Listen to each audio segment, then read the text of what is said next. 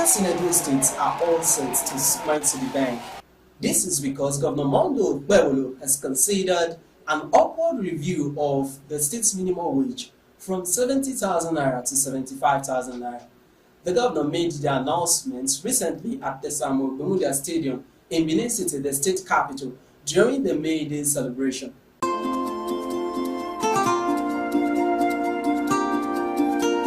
Hello and warm welcome on Political Insights on VOS TV Nigeria. Jude Awoke is my name. Today we'll be taking a look at the various reforms by the Edo State governments led by Governor Mondo Gbewolo in supporting workers in the state, considering workers' welfare in the state. We'll also be taking a look at the NLC, Nigerian Labour Congress, the leadership crisis that is plaguing the Edo State chapter of the Nigerian Labour Congress, NLC. We are joined here in the studio by Comrade Bernard Egwahide. Comrade Bernard Egwahide is the acting chairman of the Edo State chapter of the Nigerian Labour Congress, NLC. Hello, Comrade Egwahide. Warm welcome on the program. My pleasure being here. So, what was the initial reaction to the government's decision to, increase the minimum wage from 70,000 naira to 75,000? It's total excitement because we've long been awaiting this day to come. Because what we've been enjoying before, what we, there's a saying that says in the village of blind, one man high is the king. And the issue of Edo State is just like that. Edo started paying 70,000 naira before.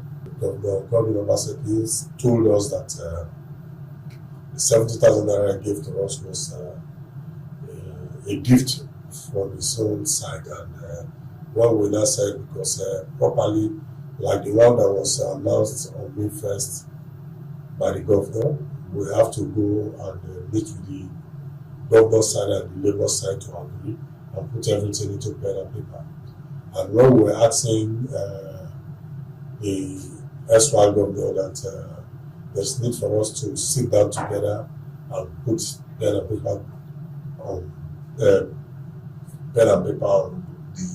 issue of salary on the 17 naira minimum wage he approved for us.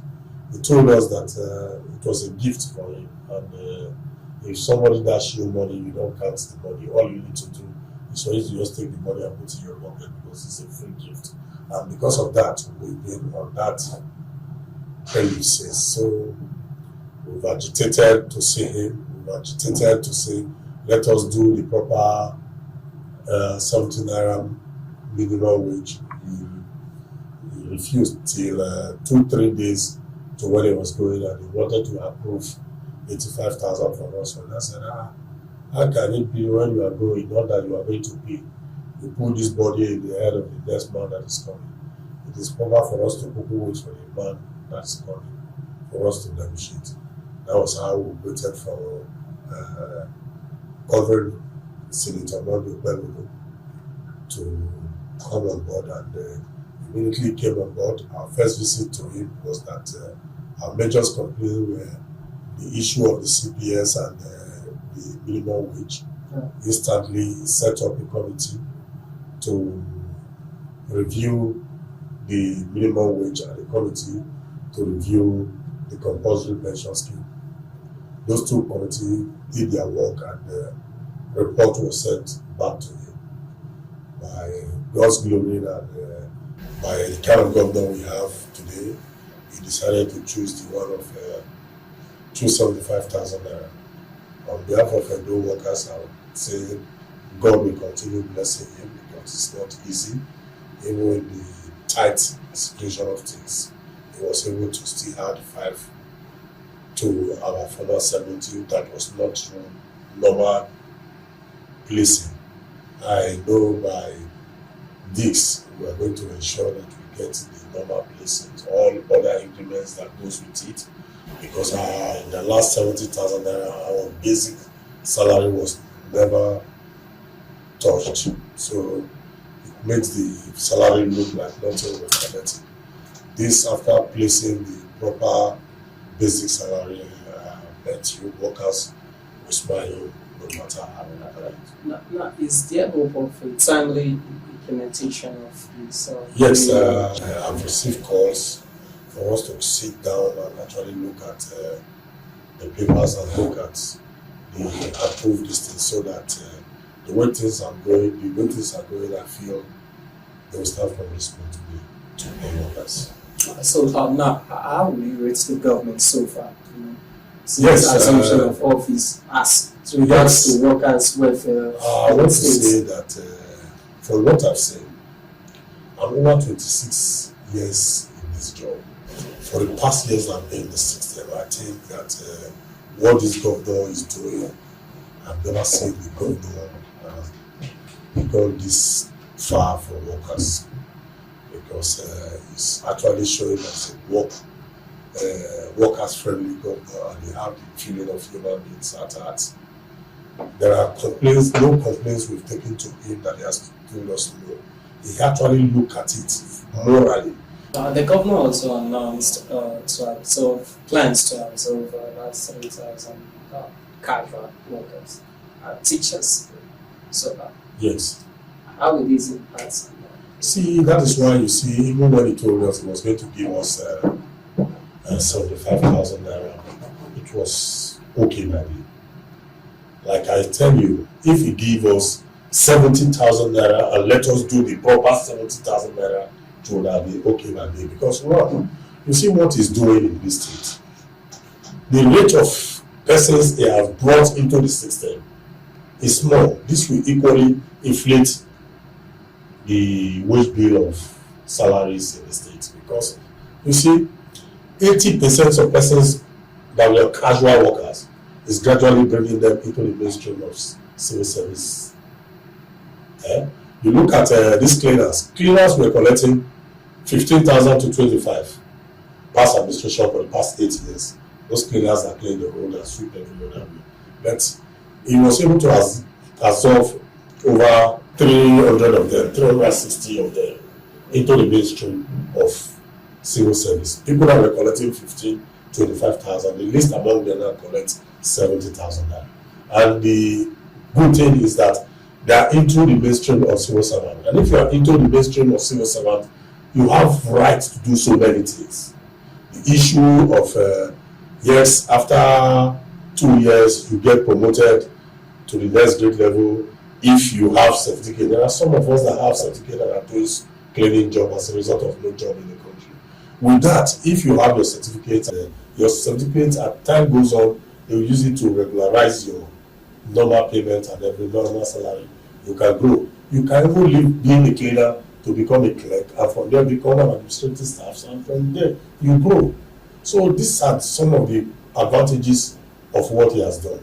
You look at the issue of our tertiary institution, no longer in story that even those persons that we thought have education topmost in their hearts were given our tertiary institution like Amusali University, that was one of the first state university in the country. 41 million naira as subvention. He came and he increased it from 41 million naira to 500 million naira. That still will boil down to whatever the state is getting. That's why you see most of us decide to say, this one is even more than a comrade. Because first, you don't ask him, you look at issues. Being himself. For the first time, I've seen a governor calling himself a worker. That he is a worker too, that is part of the system. Because all other governors will say we want to take that executive position and want to act from that angle. Look at the issue when we had issue of the death of Kaduna Ibogodi, one of our former chairman of NLC. Yes. Instantly, as we told him, we just moved from his house and came to pay condolence visit. Did what it's needful to the family to keep them going, knowing that the vacuum the man has created that particular family. Promised the daughter of a job. Instantly, that was given. Promised that they were going to get their gratuity and any other thing. The wife, the husband, everything has been there. And you see, it's like a miracle working person. just a God's gift person to Edo. I think as workers, I want to beg that we must do everything humanly possible to support him. So what are some of the areas the NLC wants him to really touch on? Yeah, it's like what happened in the stadium May 1st was a good one, and we equally still want to make some complaints and demands because there is a lot of vacuum created already. Like we discussed about the issue of this compulsory pension scheme. Compulsory pension scheme was forced on Edo State workers, even when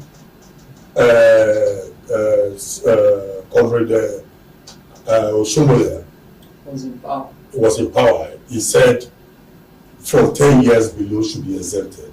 But when Obaseki came, he made it 5 years below. And because of that, a lot of people are suffering from that scheme.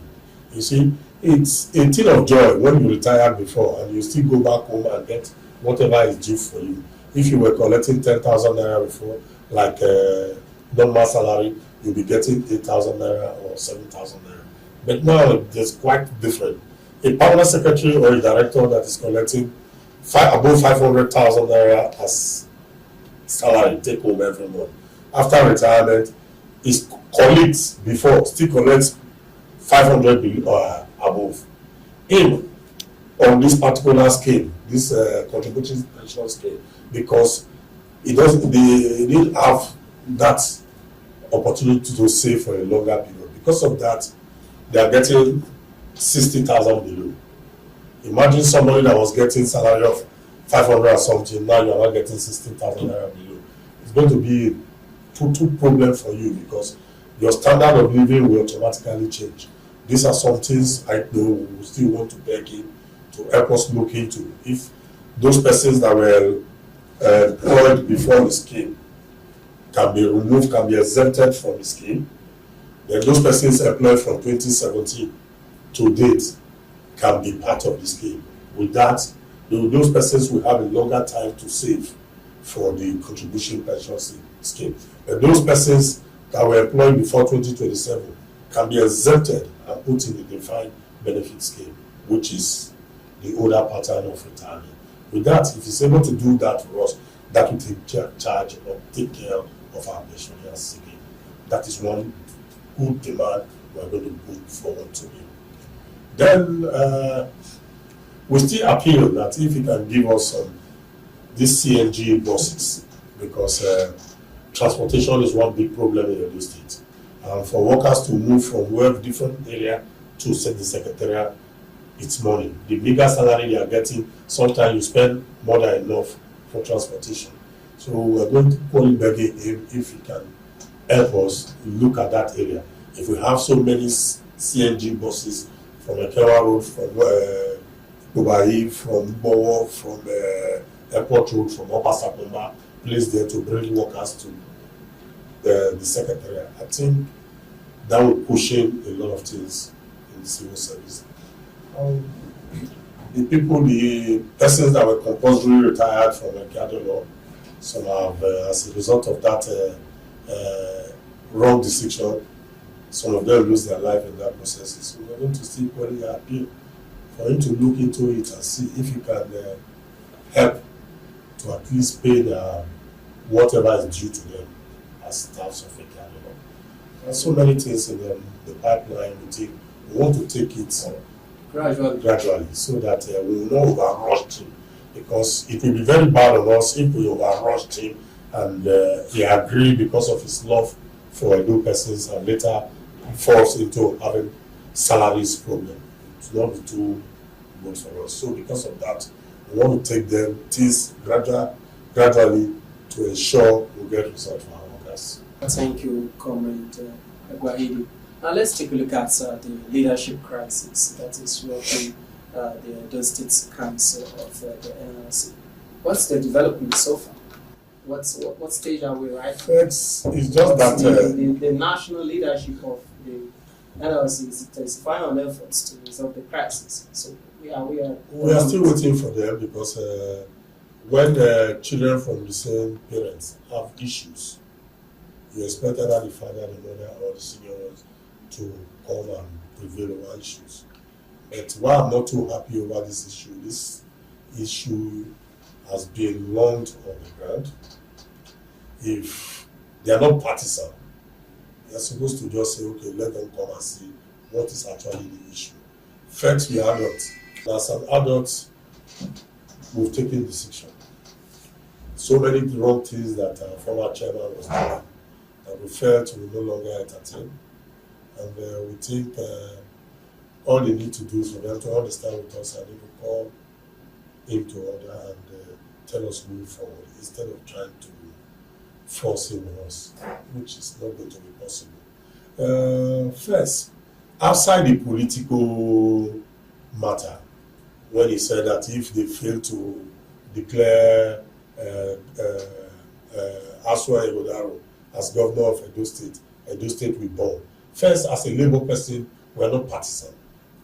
I was surprised that he was talking in that form because he's a PDP party leader. But that was not even the reasons why we from our own end as affiliates decide to say let him go. The reasons that there are some fundamental rules, constitutional issues that he committed. First, in NLC constitution is that you must be an elected person before you be a signatory to the account. About 7 or 9 of us were elected as executive of that member of the Congress. I was the auditor of the Congress, and we had Kingsley, who was his as acting secretary, as the acting secretary of the Congress because the position was not an elected position. And when he finished, he left the whole of us that were elected and went to bring a lady from outside that he feel he can use to be cheating us, to be signing check for him and make him signatory to the account, which none of us knew. Because he brought the lady as assistant to the acting secretary. Somebody that is assisting the secretary was signatory to the account, and the secretary was not signatory to the account. So when we discovered this, we felt a lot of things had happened. In course of interrogation, we interrogated the treasurer, that is the Nigerian Union of Teachers chairman, who is the Congress treasurer. We interrogated him and discovered that 80% of the check signed by that person, administration, was signed between the lady and Olaye, Olaye. So we felt that it was too bad for us. We come to a SAC meeting where everybody, see, for you to be a SAC member, for you to be an elected member in the Congress, you must be a chairman of your own affiliates.